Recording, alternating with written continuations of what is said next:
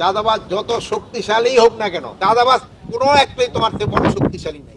নির্বাচন ঘনে আসতেছে, খুব একটা বেশি সময় নাই, তোমাদের এর ভিতরে ভালোভাবে প্রিপারেশন নিতে হবে, বুঝতে পারছো?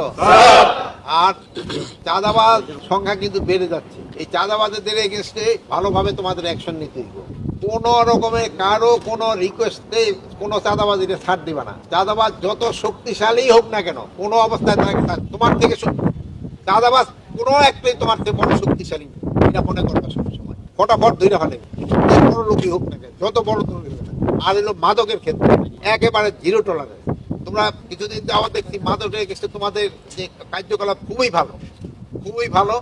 আর মাদকের গডফাদার এগুলি একেবারে বড় বড়, মানে আমরা সাধারণত কেরিয়ারকে ধরতে পারি, বাট মূল হুতাদের ধরা যায় না।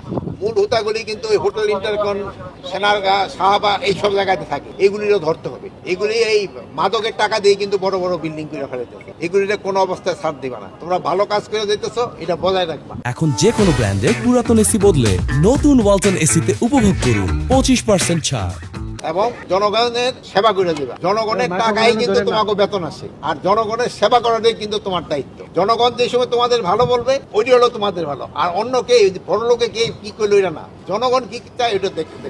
জনগণের সেবা করার জন্য কিন্তু তোমাকে সৃষ্টি করা হয়েছে। আর কোনো অবৈধ আদেশ আমিও যদিও দেই, ওইটাও মানবা না। আইন বহির্ভূত কোনো কাজ করবা না, আইনের ভিতরে থেকে কাজ করবা। কেউ যদি কোনো অন্যায় আদেশ দেয়, ওই আদেশ পালন করবা না।